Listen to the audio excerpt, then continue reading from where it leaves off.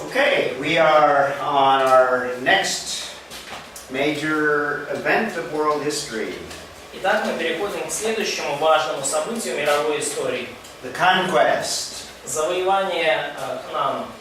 Remember, God is fulfilling the Abrahamic covenant. Помните, что Бог исполняет завет Авраама. He brings his people out of Egypt, so we have a common people. Он выводит людей из Египта, и таким образом у нас появляется народ. That's the story of the Exodus. Это история исхода. We completed looking at the law at Sinai. Мы уже завершили рассматривать закон, данный на Синае. That gives us the constitution of the nation of Israel. И таким образом нация Израиля получила конституцию. With the conquest of the book of Joshua, we now have the children of Israel given the land. И теперь, когда происходит завоевание Ханаана, сыны Израилева получают землю. So again, the major events of world history, number one. И опять же, главное событие мировой истории. Creation, fall, flood, scattering, Abraham,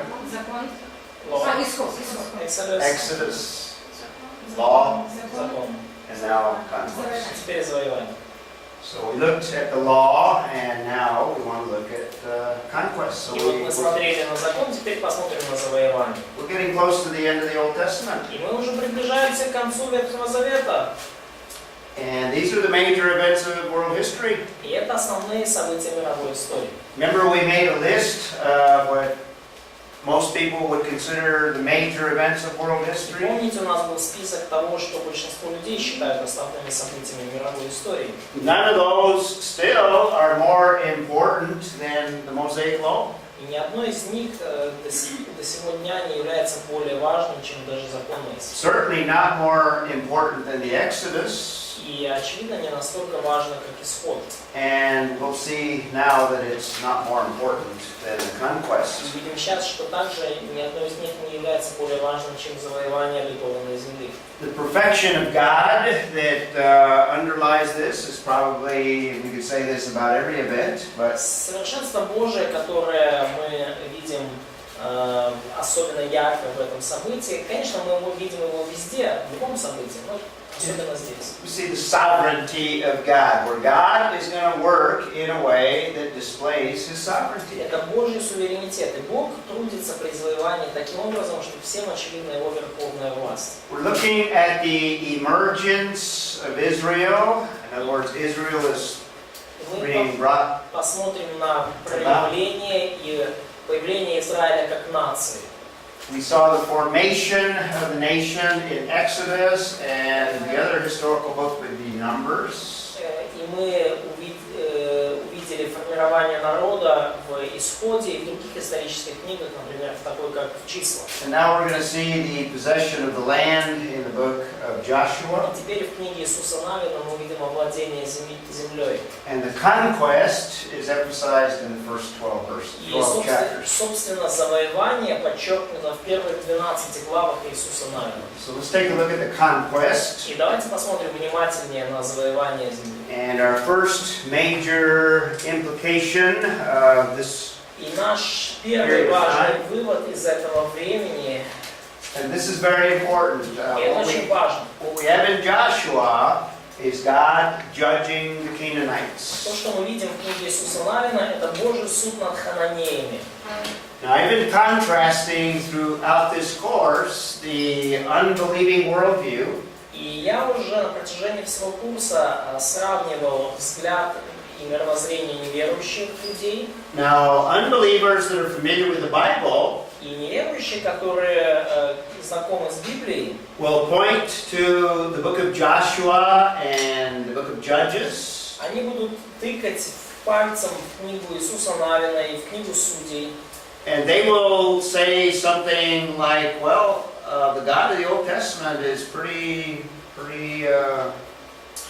harsh, yeah, severe. И будут говорить, что вы знаете, ребята, Бог Ветхого Завета, он такой довольно суровый и жесткий. In fact, they might today even say, what's the difference between the Old Testament and what the Islamists are doing today? И они даже скажут, слушайте, это какая разница между вашим Ветхим Заветом и тем, что исламисты в наше время делают? So we want to give an answer to what is currently sometimes referred to as a cruel God. И нам нужно быть способными дать ответы на вот эти вопросы касательно якобы жестокого Бога. And the key to it is to understand what God is doing with the Canaanite people. Ключ к пониманию этого – это знать, что Бог делает в отношении хананеев. And I hope you already have a background and you have an understanding of how God is working in history. И я надеюсь, что у вас уже есть достаточно понимания того, как Бог трудится в истории. God is going to judge all of the nations. Бог осудит в итоге все народы. It's just at this point in history that God is going to judge the Canaanites. И просто в данный момент истории случилось так, что Бог решил судить хананеев. In fact, if you remember from Genesis chapter 15, И если вы помните, уже в Бытии 15 главе, and even before that, we had indications that the Canaanites were a wicked people. и даже до этого мы уже видели свидетельство того, что эти хананеи довольно-таки нечестивые и развращенные люди. So God has patiently allowed the Canaanites to corrupt themselves. И Бог терпеливо позволил хананеям разложить самих себя полностью. And from Genesis, it's been over 400 years that God has allowed the Canaanites to continue. И со времен книги Бытия прошло уже более 400 лет, те 400 лет, которые Бог разрешил хананеям продолжать существование. They've been given over 400 years to be able to seek after Him. У них было еще 400 лет, в течение которых они могли искать Его. But instead, they've experienced the corrupting effects of sin. Но вместо этого они испытали на себе притворное влияние греха. So it's at this point in history that God is bringing judgment. И в данный момент истории Бог уже приносит им суд.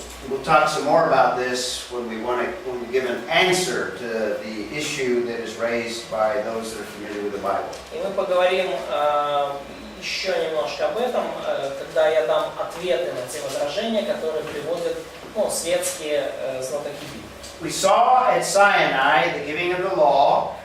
И мы видели, что у горы Синай народу был дан закон. Now we don't know the exact path, but there's some hints in the book of Numbers and other places. И мы не знаем точный путь израильского народа, но есть определенные подсказки в книге чисел и в некоторых других.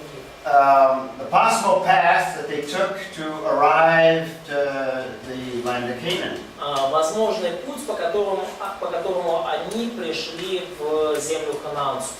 It most certainly was on the east side of the Jordan. That's clear from the biblical text. И наиболее, скажем так, вероятно, что они прошли по восточному берегу реки Иордан. Это ясно из библейского текста. Now we have mentioned in the book of Numbers a couple of confrontations that the children of Israel have.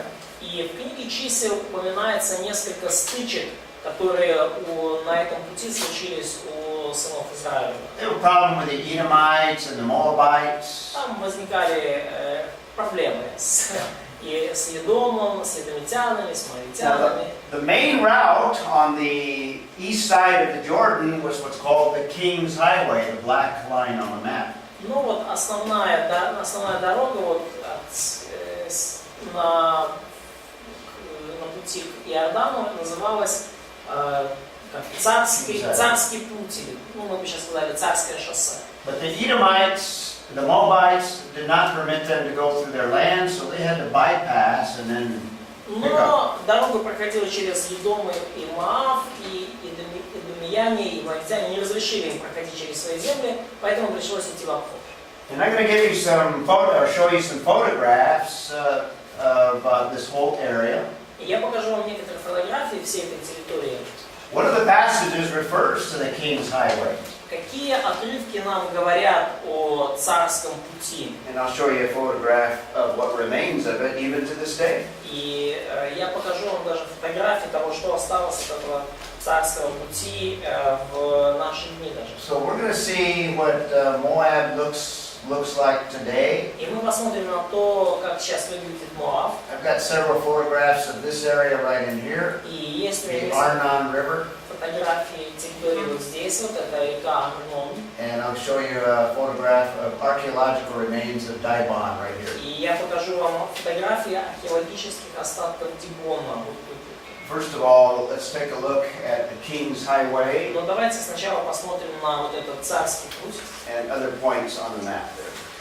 и другие пункты на карте. Можно вопрос? Но потом же Бог их наказывал, Моав и Едом, за то, что они не допустили Израиля, да? So later we saw that God punished Edom and Moab because Yeah. they hindered the way for Israel. Да. Yeah. Yeah, there's a lot of detail that we don't have time to go over. Ну, есть множество деталей, у нас просто нет времени все рассмотреть. But this is what archaeologists have found, the remains of the Roman road that was built on the King's Highway. Вот что нашли археологи, это остатки уже римской дороги, которая была построена на вот этой древней, ну, царской магистрали. So this was a major travel route in ancient times, going all the way back to the time of Moses. И это была основная дорога, основной путь для путешественников в древнем мире, еще там во времена Моисея. But it gives you a feel for the terrain and country there. In fact, this is a Roman monument, I think. Вот здесь вот римский монумент, то есть вы можете понять примерно, какой здесь был ландшафт и как выглядело. This is after considerable rainfall. That area can actually be very productive. Но после такого нормального дождя мы видим, что эта территория вполне даже могла плодоносить. Most of the time is more like a desert than it does like in that photograph. Но большую часть эта территория все равно выглядит как пустыня, чем, ну, намного чаще, чем на предыдущем. More like the photograph here. This Чаще выглядит как is the Arnon Valley, это River вот Valley. долина реки Арнон. So we're on the east side of the Jordan, То есть мы сейчас вот на восточной стороне реки Арнон east of the Dead Sea, и на востоке Мертвого моря. and there's roads there today. И дорога есть здесь до сегодня. Just to give you a feel, so Просто чтобы вы прочувствовали. this is this area here. Here's the Arnon. So I was showing you photographs of Вот that это вот area. территория здесь, вот это Арнон, я вам оттуда вот показал фотографии. Show you that city there. Я вам показал этот город Дибон, да? So we have a foundation of a Moabite temple that dates back to the time of Joshua, И мы or видим actually later than Joshua, Iron Age. основание моавитянского храма, которое датируется временами Иисуса Навина, и даже старше времен Иисуса Навина, где-то храм Железного века. So these are real places that the Bible talks about, И это реальные места, о которых говорит Библия. historical events. Это реальные исторические события. So this is just a background photograph of that Arnon Valley. Ну, вот это еще одна фотография фоновая вот этой долины Арнона. Let's answer the issue of, do we have genocide in the Bible? То есть давайте все-таки ответим на этот вопрос неверующих людей. Действительно ли мы видим в Библии описан геноцид? In other words, how do we answer the critic that says that God is a very harsh God? Иными словами, как ответить на возражения критиков, которые говорят, что ну, Бог он вообще-то такой жестокий и суровый? And we need to look at several passages. И нам нужно посмотреть на некоторые отрывки. First of all, turn to Deuteronomy chapter 2. Во-первых, давайте откроем Второзаконие, 2 главу. And let's read, let's see, where did we leave off? I think the child I read last, so, or no, wait a minute. Masha read last? So it's your turn. Okay, Deuteronomy chapter 2. Второзаконие 2. And Oksana, why don't you look up Deuteronomy, or look up Joshua chapter 6. Joshua Оксана, chapter 6. открой, пожалуйста, пока Виталий пишет Второзаконие 2, открой Иисуса Навина 6. What verse in Deuteronomy? Deuteronomy 2:34. Let me give you the verses first. The others. Галя, let's see, look up Leviticus 18. Галя, открой, пожалуйста, Левитам 18. And Katya, Deuteronomy 9. Катя, открой, пожалуйста, Второзаконие 9. Sergey, Deuteronomy 20. Сергей, Второзаконие 20. Masha, Exodus 23. Маша, Исход 23. Okay, first of all, Deuteronomy 2:34. И, во-первых, Второзаконие 2:34. В то время мы взяли все его города и полностью истребили их, мужчин, женщин и детей, мы не оставили в живых никого. Okay, it's passages like this that the critic says, God commanded them to do these things. И вот, глядя на такие отрывки, критики говорят, ну, вот смотрите, какие вещи повелел Бог сделать. They utterly destroyed men, women, children. Полностью уничтожили мужчин, женщин, детей. Turn to Deuteronomy 3, Vitaly, and read another passage. Откройте Второзаконие 3:6. 3:6. А мы полностью истребили их, как сделали с Сигоном, царем Исевана, и истребляя каждый город мужчин, женщин и детей. Again, women, children, killed, Опять destroyed. же, мужчины и женщины, дети, все убиты. And Joshua 6:21. Иисуса Навина 6:21. Oksana. І зробила вони закляття у все, що в місті від чоловіка аж до жінки, від юнака аж до старого. І аж до вола, і штуки дрібної худоби, і осла, усе знищили безконечно. Okay, men, women, young, old, even the animals, ox, sheep, donkeys. И опять же, да, то есть мужчин, женщин, всех даже старых, молодых, даже животных, ослов и волов, всех убивают. It's passages like this that the critic says, what kind of God would command people to do this? И глядя на эти отрывки, некоторые критики говорят, ну слушайте, какой же это Бог, который повелевает людям делать такое? So let's give a series of answers that answer the critic. Ну, давайте дадим серию ответов, которые отвечают критику. We won't look up Genesis 15:16 because we've already looked at that passage. But you Мы might уже ранее смотрели на Бытие 15:16, поэтому сейчас смотреть не будем. remember in that passage it said God is the one that's talking to Abraham. И помните, что в этом отрывке Бог обращается к Аврааму. And he says the children of Israel will not return until the sin of the Amorite has reached its full corruption. И он говорит, что сыны Израилевы не вернутся, не войдут в землю, пока грехи Амореев не наполнится чаша грехов, ибо пока не дополнится мера беззакония Амореев. So essentially, God gave them 400 years to seek him out. То есть, по сути, Бог дал Амореям еще 400 лет, чтобы взыскать его. Over 400 years of grace.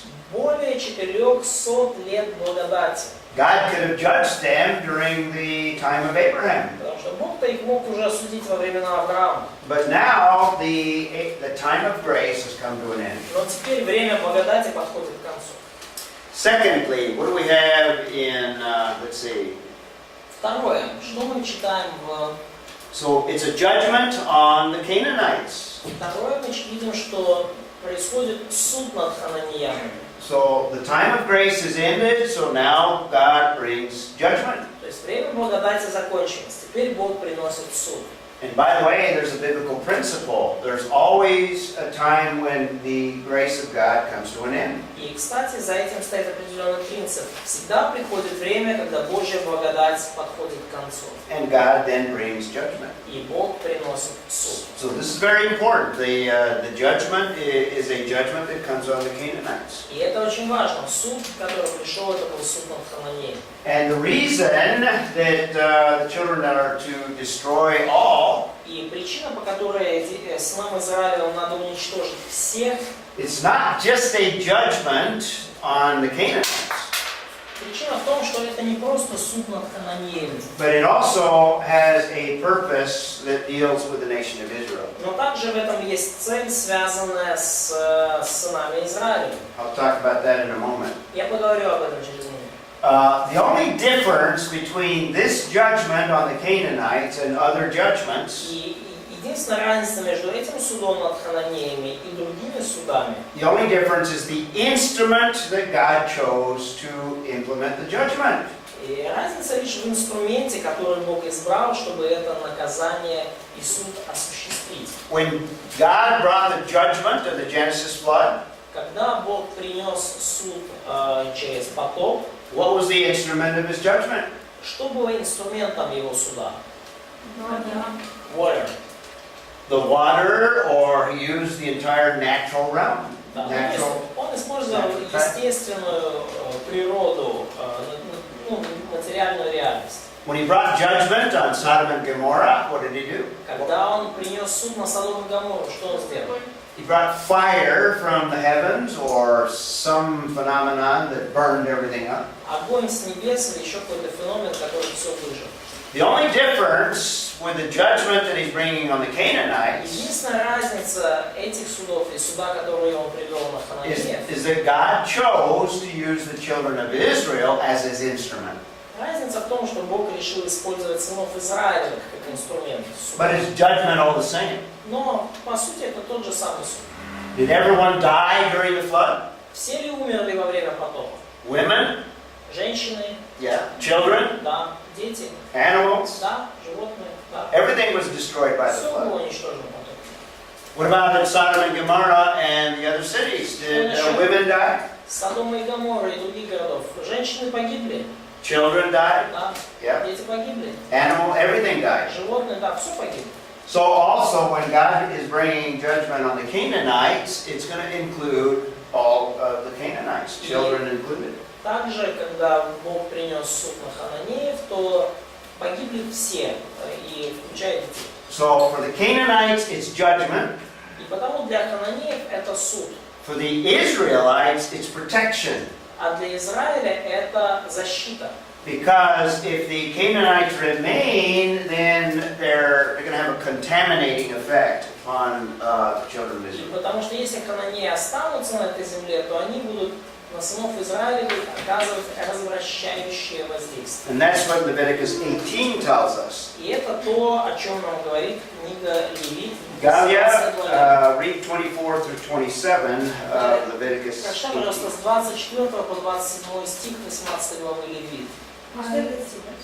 24, 27. Leviticus 18, Левит 24. 18, 24, 27. Не знечищуйтесь тим усім, бо всім тим знечищені ті люди, яких я виганяю перед вами. І стала нечиста та земля, і я полічив на ній їх гріх. Та й земля виригнула мешканців своїх. І ви будете додержувати постанову їх та уставу моїх. І не зробите жодної з усіх тих гидот, які тубілець, чи приходько, чи який мешкає серед вас. Бо всі ті гидоти робили люди тієї землі, які перед вами, і стала нечиста та земля. Okay? So, what God is basically saying in that passage is the Canaanites defiled the land. И что Бог, по сути, говорит вот в этом отрывке, что Хананеи осквернили землю. And if they remain in the land, they're going to have a contaminating effect on the children of И Israel. если они останутся на этой земле, то они окажут разлагающее воздействие на сынов Израиля. We have similar passages in Deuteronomy 9:5. You might jot that down. We won't look those up. Похожие отрывки Второзаконие 9.5. Посмотрите, пожалуйста. Deuteronomy 9:5. Второзаконие 9.5. Also write down Deuteronomy 18. И Второзаконие также запишите Второзаконие 18. 9 through 14. С 9 по 14 стих. And what Moses is warning is that the Canaanites, if they remain in the land, are going to have an impact on the children of Israel. И о чем предупреждает здесь Бог Моисея, о чем предупреждает Моисей, что хананеяне могут могут развратить израильтян, если хананеи останутся в земле. And in fact, we're going to see later on, the children of Israel didn't do what God said to do to the Canaanites. И как мы увидим позже, израильтяне не сделали всего того, что Бог повелел им сделать в отношении хананеев. And we're going to see that the idolatry of the Canaanites, the immorality of the Canaanites, affected the children of Israel. И мы увидим, что идолопоклонство и аморальность хананеев, они очень сильно повлияли негативно на Израиль. So we have the danger of the contamination of Israel. И мы видим таким образом опасность развращения Израиля со стороны хананеев. So let's look at Deuteronomy, 7:2. Who's got that И one? давайте посмотрим Второзаконие 7:2. У кого? Было 9:5. Мы его пропустили, да, и сейчас 7:2. «И предаст их тебе Господь Бог твой, и поразишь их, тогда предай их заклятию, не вступай с ними в союз и не щади их». Okay. So we have God commanding them to do this. И мы видим, что Бог повелел им это сделать. But it's not because God is a cruel and harsh God. Но не потому, что Бог такой уж жестокий и немилосердный. It's because God is a just God and must bring judgment. Это потому, что Бог является справедливым Богом, и Он должен принести суд. But He's also a God that protects His people. Но также Он Бог, который защищает свой народ. So this is not genocide, this is judgment. Это поэтому не геноцид, это суд. This is not genocide, this is protection. Это не геноцид, также это защита. Protection against the contaminating effects of the kingdom. Защита от развращающего воздействия. And God commands it. И Бог также повелел. Another thing to keep in mind is, let's see, what did I give? I gave Joshua 6:22. Которую нужно держать в голове, это Иисуса Навина 6:22. Joshua 6:22. Иисуса Навина 6:22. Now this is Rahab, who was a Canaanite. И вот это Раав, которая была хананеянкой. You can't read it.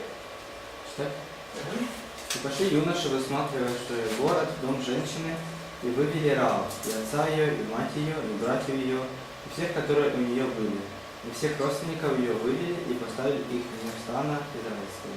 Okay, and if you know the story of Rahab, she helped the spies, and Rahab, it's not clear in the text, but she trusted in the God of the Israelites. Если вы знаете историю Раав, то вы знаете, что она помогла лазутчикам выйти из города, и, может быть, это не так очевидно из текста, но она, по всей видимости, доверяла Богу израильтян. And in fact, Rahab appears in a very important place in the New Testament. И, кстати, Раав появляется снова в очень важном месте Нового Завета. You know where she occurs? Знаете, где снова ее видим? Где? In the what? Matthew 1. Yeah, in the genealogy of Jesus. Родословие Иисуса, да. So she was a believer. И она была верующей. That same salvation that Rahab experienced was available to every Canaanite. То же самое спасение, которое пережила Раав, было доступно каждому хананеянину. But it's because the Canaanites rejected God for over 400 years. Но поскольку хананеи отвергали Бога уже почти 400 лет, And they were a very immoral, a very idolatrous people. И были весьма аморальными людьми, погрязшими в идолопоклонстве, God is bringing judgment upon them. то Бог привел суд на них. But it's not because they didn't have grace, it's the end of grace. Но не потому, что у Бога не было благодати для них, просто благодать закончилась. Salvation was available to them just like any other people. И спасение было доступно для них точно так же, как и всех остальных людей. And we can also say that this was a major failure of the nation of Israel. И также можем сказать, что это была основная ошибка израильского народа. They failed to carry out the judgment that God was bringing. они не справились с тем, чтобы совершить суд, который Бог поручил им совершить. And we see the results of it in the book of Judges. И мы видим результаты этого в книге Судей. So that's our answer to the issue of a harsh God and the issue of is God condoning genocide, in fact, even commanding it. Основной наш ответ на вопрос о том, разве ваш Бог такой жесткий или не совершил ли израильский народ геноцид в Ханаане. So, does that kind of answer that issue? Ну, ответил ли я на подобные вопросы? Okay. Now, when you look at the first 12 chapters, И если вы посмотрите на первые 12 глав, we have a three-phase campaign that God brings on the Canaanites. то мы видим, что была трехфазовая военная кампания, когда, по завоеванию Ханаана. And it begins with the central part, and they cross the Jordan River. И начинается кампания с центральной части, с реки, возле реки Иордан. First city that they conquer is Jericho. И первый город, который они завоевали, это Иерихон. So that's the first phase. Это первая фаза. Then they moved to Ai. Далее они пошли на Гай. Jericho is an example of what God does when the children of Israel obey Him. И Иерихон это пример того, что Бог делает, когда сыны Израиля послушны ему. Ai is an example of what happens when they disobey Him. А Гай это пример того, что он делает, когда они не послушны. They experienced a defeat at Ai, and then God brought them victory later. Они пережили в Гае поражение, и Бог позже уже дал им победу. And what God is doing is blessing them according to the Mosaic covenant. И что Бог делает? Он благословляет их согласно завету, заключенному Remember the Моисеем. verse that we read earlier concerning Помните the law. стих, который мы читали ранее, касательно закона? When they were obedient, their victory, they have victory in military. Когда они были послушны Богу, Бог давал им военные победы. When they're disobedient, they have defeat. Когда они были непослушны, они терпели поражение. Blessing or cursing. Благословение и проклятие. They also take the city of Gibeon. И также они завоевали Гаваон. So the children of Israel first are camped on the east side of the Jordan. И вот вначале они поставили лагерь вот на восточной реке Иордана. God stops the waters so that they can cross, much like the Exodus. Бог остановил воды, таким образом они смогли перейти реку. Очень похоже было на события Исхода.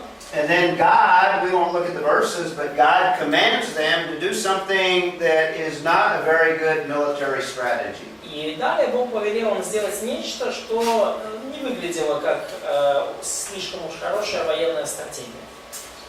In other words, how do you defeat an enemy just by marching around the walls? Иными словами, как вы будете наносить ущерб противнику и побеждать его, просто маршируя вокруг стен? 7 days they march. What's that going to do? 7 дней они ходили вокруг стен. Зачем? 7th day they're to blow the trumpets and shout. What's going to happen? What's that going to На do? 7-й день затрубили трубы, и они закричали громко, что как это вообще работает? I think the point of the story of Jericho Я думаю, что суть этой истории с Иерихоном is that if God commands something that really is not a military tactic, суть в том, что если даже Бог повелит нечто, что не выглядит как отличная военная стратегия, but the children of Israel are obedient, но при этом сыны Израиля послушны, it's God that's going to bring the victory. то очевидно, что Бог принес им победу. The walls didn't fall because of the sound of the trumpet. Стены не рухнули от звука труб. In fact, scholars have come up with all kinds of theories as to what brought the walls down. И вообще говоря, ученые выдвинули огромное количество разных теорий. What are some of the theories you have heard? Может быть, какие-то теории вы слышали? Поделитесь, пожалуйста. А у меня вопрос не насчет теории, а вопрос насчет практической жизни. Но вот из этих историй мы можем использовать принципы, правильно? Послушание, непослушание. There's a question, question about practical life, and can we use these stories as for our everyday life as an example of obedience and disobedience? Absolutely, Да, yes. конечно. Yeah, very definitely. Yeah, these are examples. Да, это пример. Да. But back to the question I asked you, Ну, а возвращаемся к вопросу, который я задал. what brought down the walls of Jericho? Из-за чего What's some of the theories you have heard? упали стены Иерихона? Какие теории другие вы слышали? Was it the vibration from the trumpets? Была ли это вибрация от труб? That's one theory. Они на протяжении 7 дней ходили вокруг города, разрушая его волнами резонансными. Чем? Заразными волнами? Резонансом. During 7 days they had been walking around city and destroyed the walls by resonance waves. That's a theory. Yeah, that's Это one такая theory. теория есть. Any other theories? Другие теории. Some have suggested that God brought an earthquake just at the right time. Некоторые говорят, что Бог просто в определенное время привел землетрясение. It's probably the most popular theory. Наверное, это самая популярная теория. But I think the text tells us what brought down those walls. Но я думаю, что текст ясно говорит нам, из-за чего же упали стены. Do you know what the text tells you? И знаете, что говорит нам текст? Бог. God did that. God, but the text is more specific in terms of what he specifically used. Но текст даже еще более конкретный в отношении того, что именно Бог использует. Notice chapter 6, or chapter 5 rather. Обратите внимание на главу 5. Let's see, where did we leave off in the reading? На ком мы остановились в плане чтения? Everybody read? Or Читали? Masha read? Vitaly, look at 13. Маша, сейчас, Маша. No? That's Маша's. Masha turn. Masha read 13. Маша, 5:13. 5:13. Иисус нами. Joshua 5:13. Иисус нами на 5:13. Когда Иисус находился недалеко от Иерихона, он увидел перед собой мужчину, стоявшего с обнаженным мечом в руке. Иисус подошел к нему и спросил: «Ты за нас или за наших врагов?» Я пришел только 13. Okay. Masha, your voice got deeper. Маша, твой голос как-то стал пониже. Okay. Who is Joshua talking to there, verse 13? С кем разговаривает в 13 стихе Вождь. Иисус? Angel of God. Yeah, keep reading. Masha, read 14. Маша, читай 14. Он сказал: «Нет, я вождь воинства Господня, теперь пришел сюда». Иисус пал лицом своим на землю и поклонился, и сказал ему: «Что Господин мой скажет рабу своему?» Okay. What we have is an angelic creature that Joshua has a vision or sees a Что vision. мы здесь видим? Ангельское творение, которое Иисус Навин видит. Now Joshua first thinks he's just a man, so he appears like a man. Но Иисус Навин, он видит сначала просто человека, и ему кажется, что это человек. So he asks him, "Are you on our side or are you on the Canaanite Иисус side?" Навин спрашивает: ты с нашей командой или с Хананеей? But verse 14 makes it clear he's not a man, he's not a human, he's an angelic person. Но стих 14 делает совершенно ясным, что это не человек, он ангельское творение. In fact, he's a captain of an entire army of angelic creatures. Ну и вообще-то он вождь целой армии ангельских существ. Майка? Pardon me? Like, is it Майка? Майкл как angel? It doesn't say. Could be, yeah, could be Michael. Михаил это или кто-то другой, но может быть. At least an angel that is with an army of other angels. Ну, другой, так или иначе, это ангел, под началом которого армия других ангелов. Immediately following that, in chapter 6, we have the victory. The implication, I think, is clear. И сразу после этого в 6 главе мы видим победу, и применение совершенно очевидное. What brought down the walls was not the vibration of the shouting and the walking. Что обрушило стены? Ни вибрации, ни крики, ни хождение вокруг. Not an earthquake that happened at the same time coincidentally. ни землетрясение, которое совершенно случайно случилось в тот самый момент. But I think it was the invisible forces of angelic army. Но это были невидимые силы ангельских армий. And remember, angels are very powerful, and angels accomplish lots of things that are mentioned in Scripture.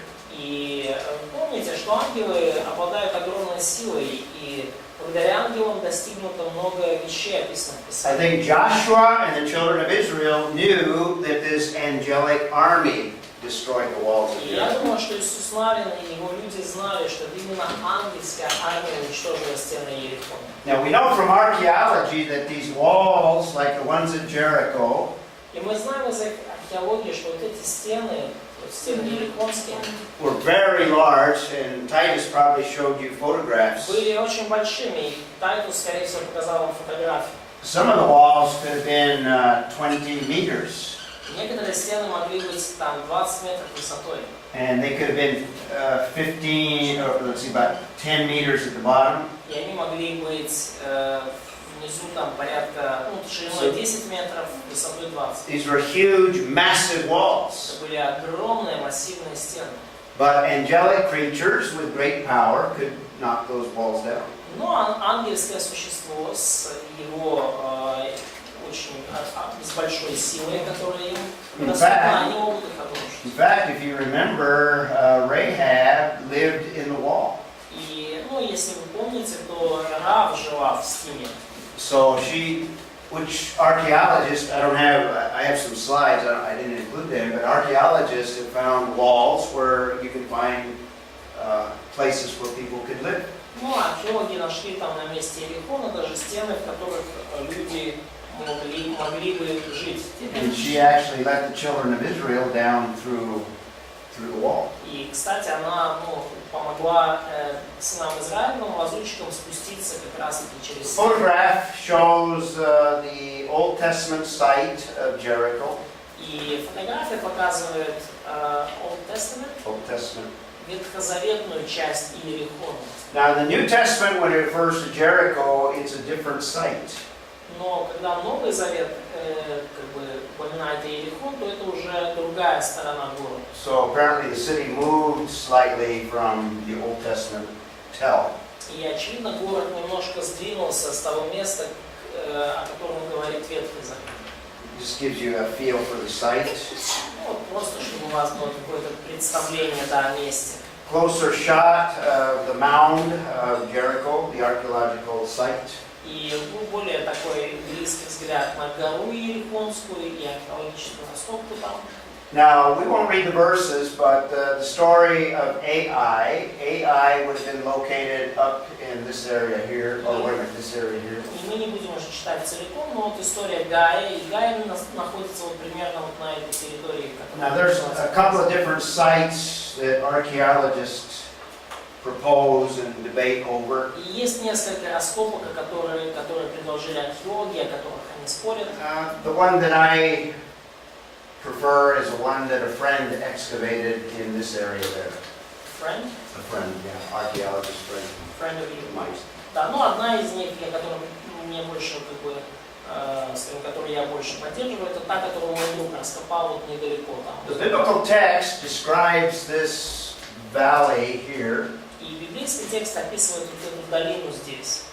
And this is the archaeological site. It's called Kibbutz el-Makatir from this other location, which would be up here. И вот эта археологическая раскопка, которая описывает, которая называется Kibbutz el-Makatir и... Site of Ai. Да, то есть это раскопка возле Гая, она расположена там, в горизонте. This is the Wadi Shiban that is mentioned in the biblical text, where part of the force. This is after they were obedient. И вот это Вади Шибен, вот какое-то место упомянутое в Библии, это вот уже после того, как они были послушны. Where they could hide in this valley where the tell was up on the hill, up on the top. They couldn't see down low.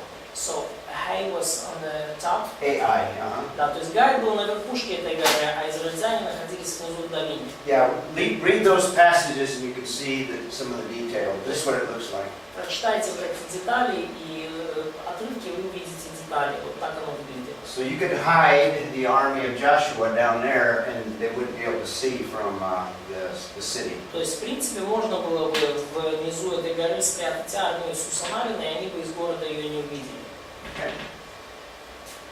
So the main thing that we're talking about here in the conquest И самое главное, что я хотел бы, чтобы вы увидели из истории завоевания. First of all, those photographs I showed you just kind of gives you a feel for what the land looked like today and would have looked similar in time of Joshua.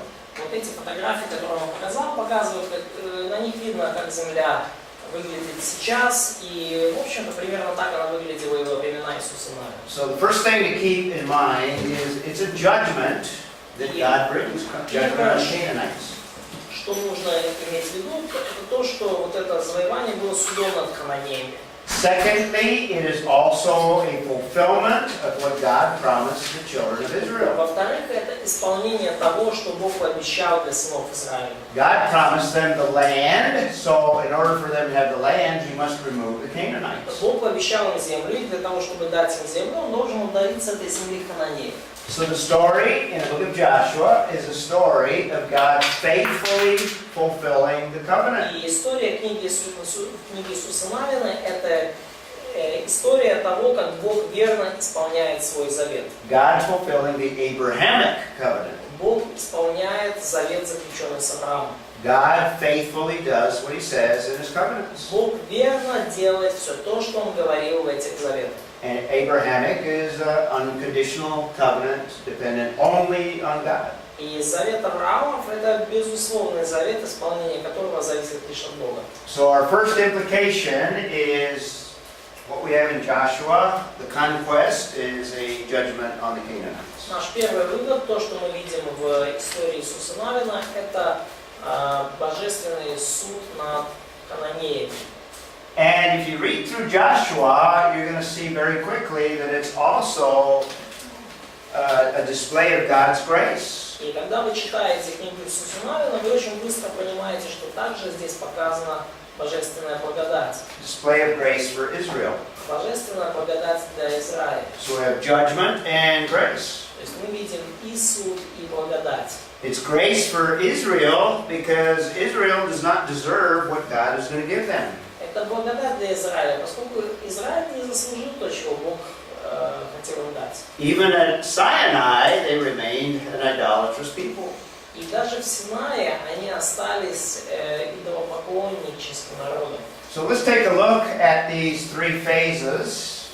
Давайте посмотрим снова на эти три фазы военной кампании. And I gave you kind of a little picture review of Jericho and Ai. И я уже дал вам такой обзор в картинках, как вы видели Ерихон и Гаи. So after they conquered the central part of the land of Israel, После того, как они завоевали центральную часть земли ханаанской, now they began to conquer the southern part. они начали завоевывать южную часть. And the next city in the book of Joshua is Lachish. Следующий город в книге Иисуса Навина – это город Лахиш. So I'm going to show you photographs of what that site looks like. Ну, я вам покажу, как это место выглядит. This is the archaeological mound or tell of Lachish. Вот археологическая гора или место раскопок там, где был древний Лахиш. And we won't look them up, but the battle or the conquest involves chapter 10 of Joshua, chapter 10, verses 31 and 32. И мы не будем сильно уже углубляться, но вот битва сама при Лахише описана в 10 главе Иисуса Навина. And in ancient times, they would build a city on the top of a hill or a mound. И в древние времена они строили город на верхушке холма или горы. And they would build walls, a wall all around the city. И они строили стену вокруг города. This would be the main entrance, and there'd be a main gate right here. И это была главная дорога в город и главные ворота. The king and the important citizens would live in the walled part. И царь, и все важные горожане жили в части города, обнесенной стенами.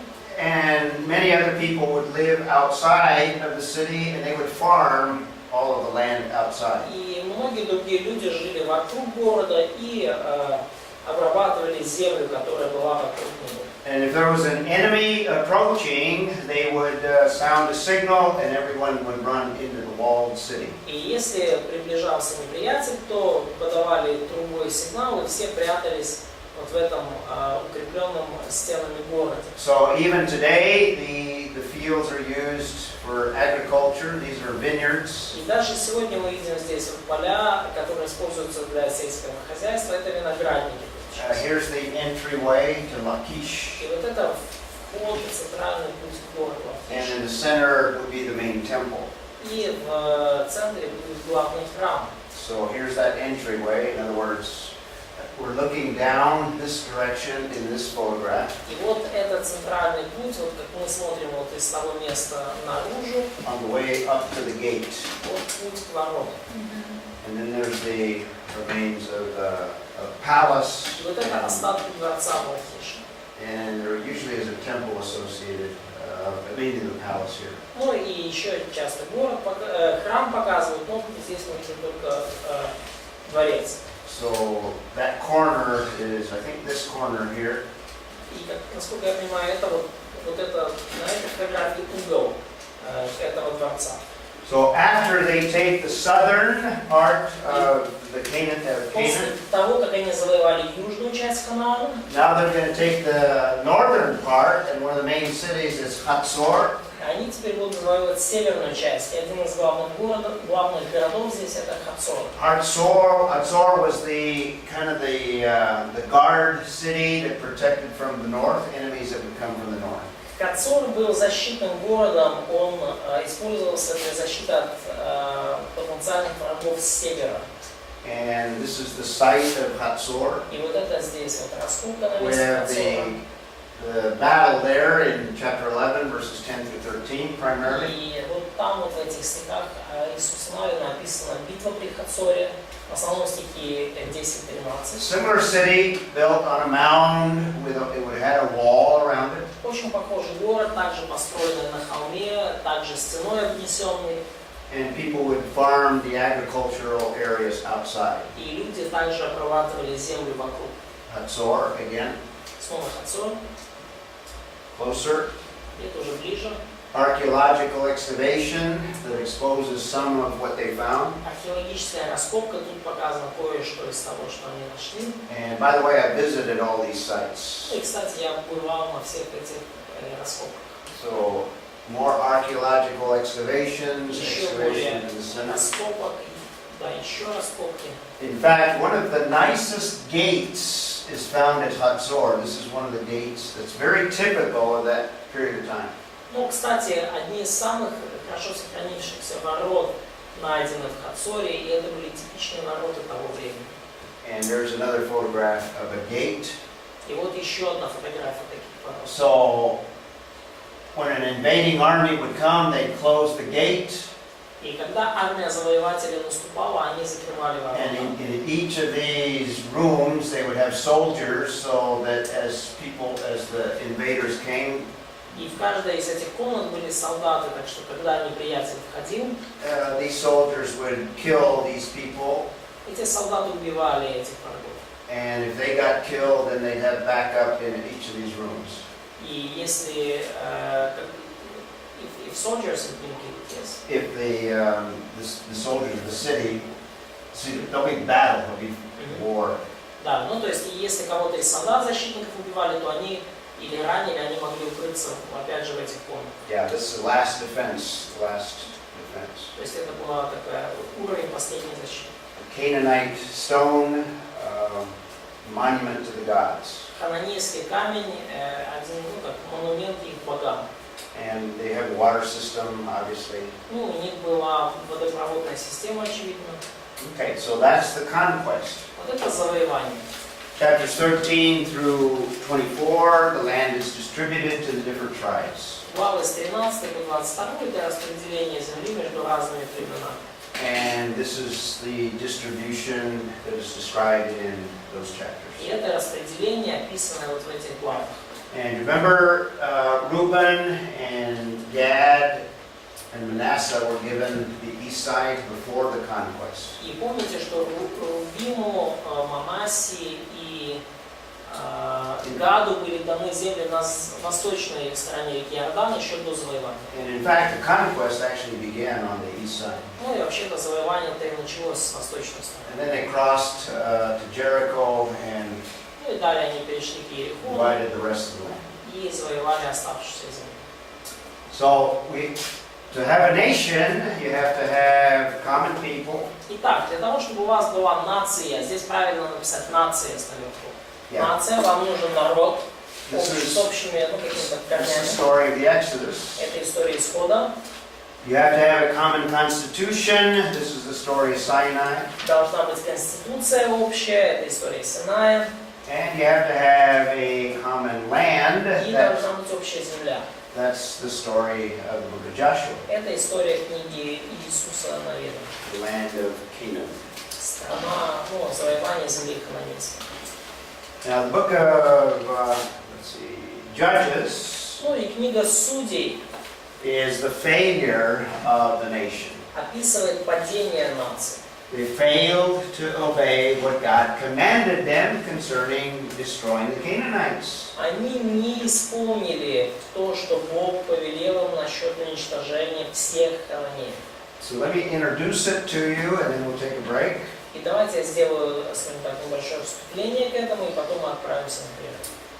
We've already mentioned that Joshua, in the story of Joshua, is God's judgment on the Canaanites. И мы уже упоминали, что в истории завоевания Бог совершил суд над хананеями. But we also said that it is grace in relationship to Israel, God granting grace. Также мы говорили, что это Божья благодать по отношению к Израилю, и Бог проявил свою благодать.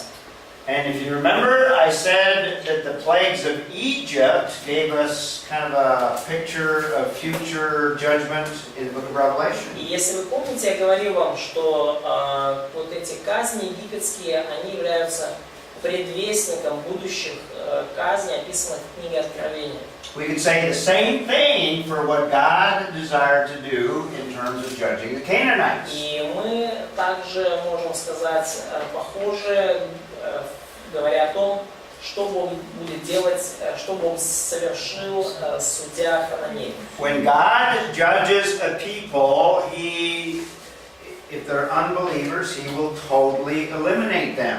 И когда Бог судит народ неверующий, то Он полностью устраняет их с земли. God intended to use the Israelites to totally wipe out the Canaanites. И Бог замыслил, что Израиль полностью устранит хананеев с земли. Now, Israel failed in the book of Joshua and also in the book of Judges. Ну, в книге Иисуса Навина и Судей мы видим, что Израиль не справился. But in the future, when God brings judgment to the earth, Но в будущем, когда Бог принесет суд на землю, no one is going to escape. никто не избежит суда. Women are not going to escape that judgment. Женщины не избегут этого суда. Children are not going to escape. Дети его не избегут. It's going to be like the Genesis flood. И будет подобное великому потопу. In fact, Jesus compares the final judgment with the flood of Noah. И, кстати, Иисус сравнивает последний самый суд на земле с Ноевым потопом. So when the critic accuses us or the Bible of being very bloody and very drastic judgment, И когда критики обвиняют Библию и нас, христиан, что вот мы такие кровожадные, и Библия, так столько там крови пролито, и такой суд суровый. final judgment, if you read the book of Revelation during the Great Tribulation, is extremely bloody. То если вы прочитаете книгу Откровений, последние суды в книге Откровения, то увидите, что они куда более уже дальше некуда кровопролить. In fact, millions died during the Great Tribulation. И миллионы умрут на самом деле во время Великой Скорби. It's going to include women and children. Включая женщин и детей. In fact, in Revelation chapter 6, it describes the death of 1/3 of all of humanity. И вообще-то, например, в Откровении 6 главе упоминается смерть 1/3 всего человечества. I think it's 1/3. It's either, because in one place there's a destruction of 1/3. То есть в одном месте мы видим уничтожение 1/3 человечества. Yes, it is. Well, it's 1/3. Okay. Let's say the population of the world now is, what, 7 billion? Ну, допустим, вот сегодня население мира там порядка 7 миллиардов людей. More or less. What's 1/3? Что такое 1/3 от 7 миллионов? 2,6. 2.6. 2.6. Right. 2.6. So you subtract 2.6, that leaves 5.4. Минус Нет, не 2,6. Four. Не 2,6. Где-то 2,3. 2,3. 2,3. нет, 2.6 нормально. Hmm? Is that correct? Yeah, 4.4. No, 2,3. 2,5 будет ну, 7,5. no, тут сейчас тут цифры относительные. Окей, может и 7,5 Is that correct? Yeah, that's fine. Later on, what is it? Is it the judgment, one of the bowl judgments? И позже мы видим там одну из казней с чашами.